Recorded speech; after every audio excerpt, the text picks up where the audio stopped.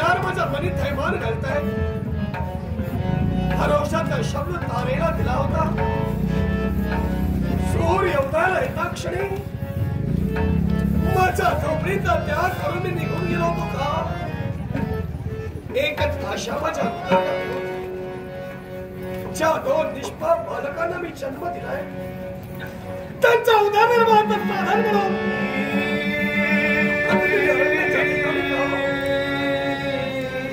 वाळलेले वृक्ष तोडावे,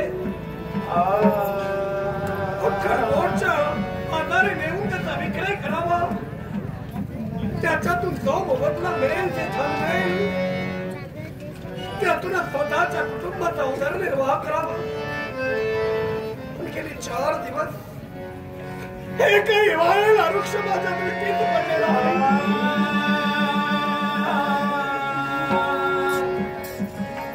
मुलांनी त्या प्रश्नांचा माझ्यावर केला. बोबडे बोल त्याच्या मुखातून बाहेर पडला की त्याच्या प्रश्नाचं उत्तर मी कोणत्या पद्धतीने देणार? विचार करूनच मन कसं तुटलं होऊ लागलं. तारा माझी निश्चितच मार्ग प्रतीक्षा करत होते. पण तारेने जर असंख्य प्रश्न माझ्या समोर निर्माण केले तर एकाही प्रश्नाचं उत्तर मी देऊ शकणार. पण तरी सुद्धा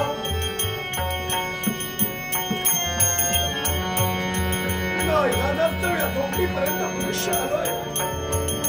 सूर्य माथ्याने आलाय. नाईलाज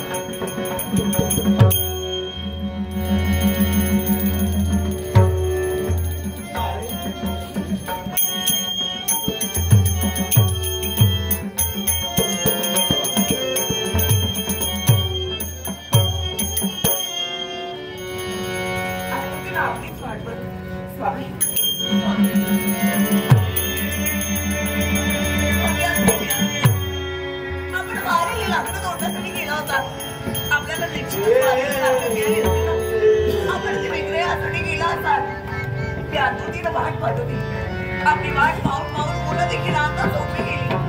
मुलीने बिचारी तळमळत होते. पण केव्हा त्यांना आशा दाखवली की बाबा गेले ते विक्रेसाठी. वाळलेली लाकडं विक्रय करतील आणि जे काही मिळेल त्यातून ते नक्कीच कशी खाऊ घेऊन येतील. आपल्याला मिळाली ना बाकी वाळलेली लाकडं, आपण त्याचा विक्रय केलात ना.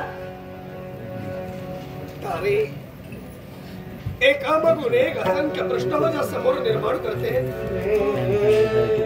पण तुझ्या प्रत्येक प्रश्नाला निशब्द मी आहे यातच समज. नेहमीप्रमाणे आशाभूत नजरेनं समोरच्या जंगलात जाण्यासाठी मी तत्पर ठरलो. संपूर्ण अरण्य धुंडाळीलो. संपूर्ण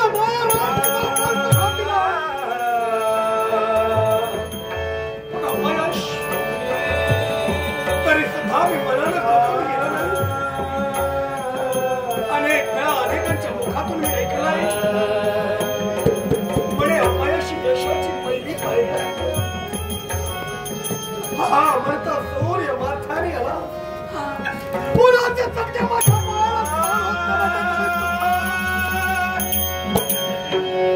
दोन निष्पाप जीवाला मी जन्म दिलाय.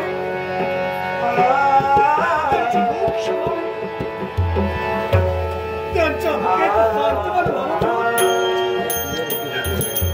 सूर्यनारायणाचा प्रकोप होऊन सुद्धा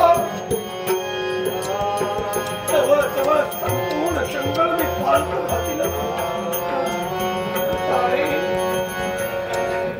मागील 4 दिवसात जो प्रकार घडतोय तो प्रकार आजही घडला.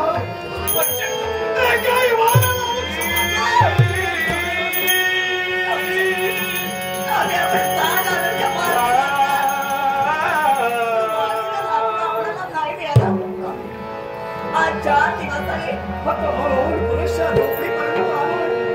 स्वामी आज 4 दिवस झाले आपल्या घरात अन्न नाहीये. प्रत्येक दिवशी मला वाट सांगते आई मला भूक लागली. आई मला अन्न दे.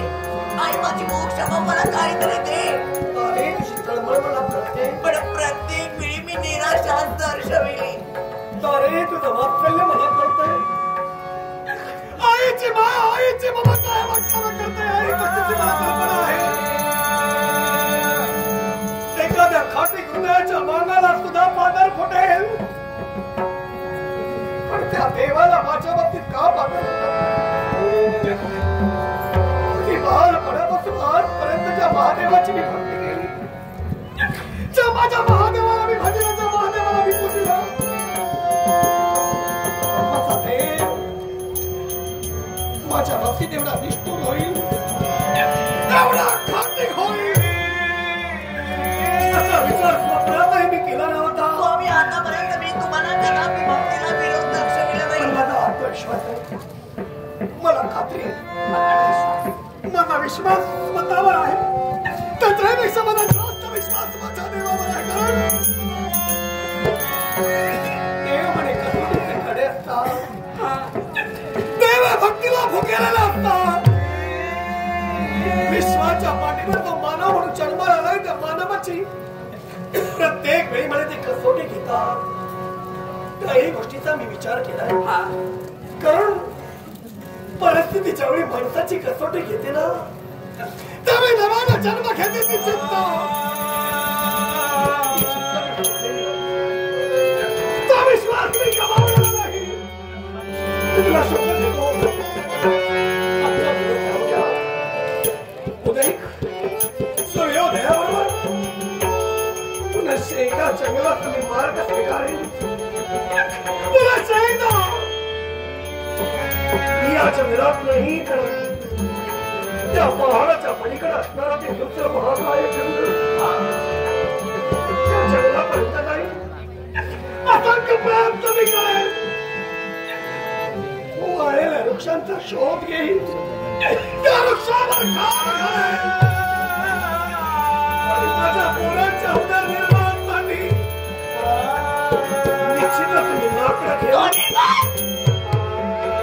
आतापर्यंत हीच आशा मी दर्शवित आले, पण प्रत्येक वेळी आजी टांगणार निराशा झाली. स्वामी, काही वेळा मी तुम्हाला समजावून सांगत आले हो. माणूस आशावादी लग्न जर का मिळत नसतील तर आपण दुसरा पर्याय पहा. स्वामी, दुसरं कोणतेही काम करा, पण उदरनिर्वाहाची सोय करा. आतापर्यंत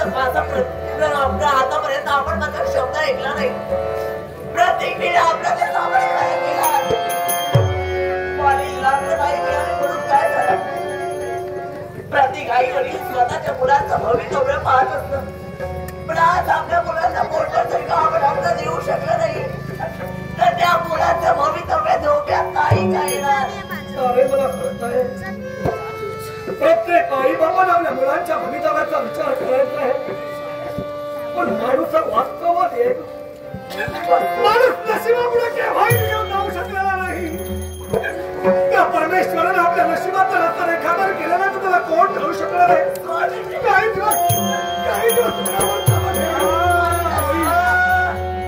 हे जे वाईट दिवस आहेत ते जातील आणि उद्या येणारा दिवस आपला असेल. नशिबाला दोष देऊन त्याचे काय उपयोग आहे. आपला उदरनिर्वाह पाहणं त्यासाठी प्रयत्न करणं आपलं कर्तव्य आहे. मग आपण प्रयत्न करणार नाही म्हणणे कोण करणार.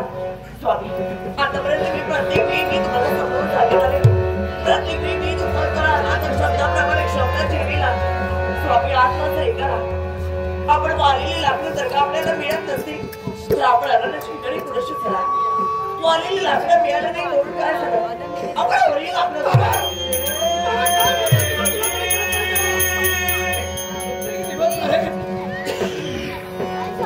वृक्षांचा मी शोध घेतोय, पण दुर्दश मला मिळालेला नाही.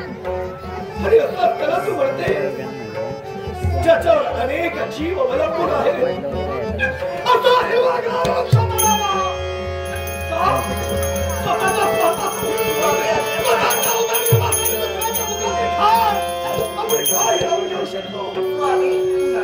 स्वामी, आपण प्रत्येक वेळी असं काही राहिलो तर आपल्या मुलाचं काय होईल. एक दिवस असा उजाडेल की उपाशी पोटी आपल्या मुलांना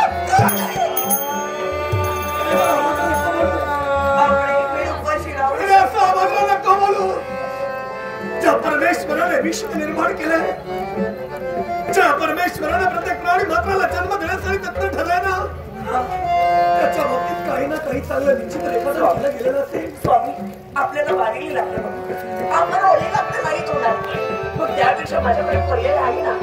स्वामी आपण असे ठरवण्याची ठिकाणी ठेवा, दवा देऊन बसा, दवा देऊन बसल्यानंतर आपण वाटल्यास चोरी करा, लुबाडी करा, आणि एवढंही झालं नसेल तर एखाद्याला फोन करा.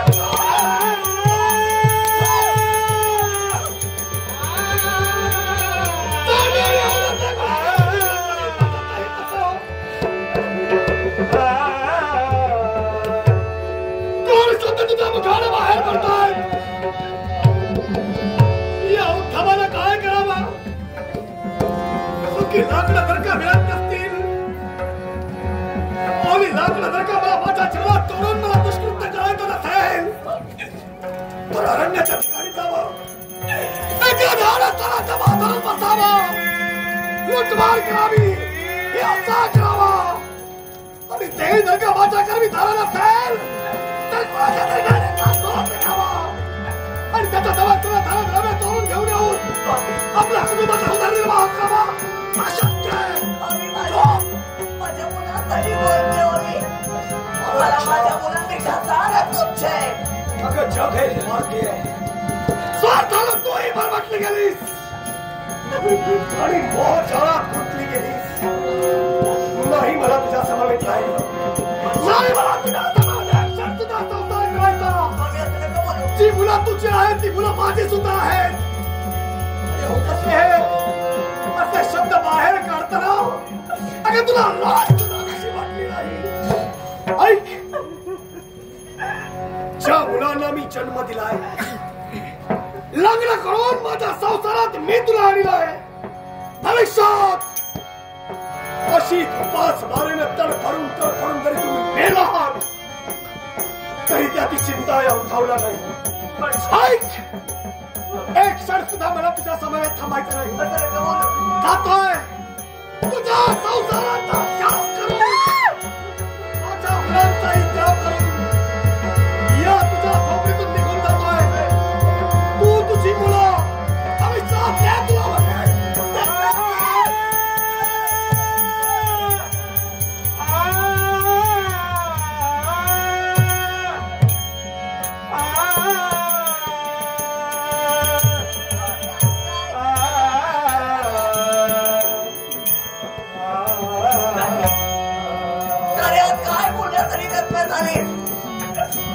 चोरी करा, लुटमार करा, त्यापेक्षा वाटल्यास कोण करा. रागाच्या भरात मी काय बोलून गेले बैडे, माझा पूर्ण विश्वास आहे. क्रोधाच्या भरात माझ्या सौभाग्यतेमध्ये असा निर्णय घेतलाय करा. पण तेव्हा माझी सौभाग्य देवता क्रोधाच्या भरात त्याग करून गेली. माझ्या सौभाग्याला कोणतेही संकट नाही हो.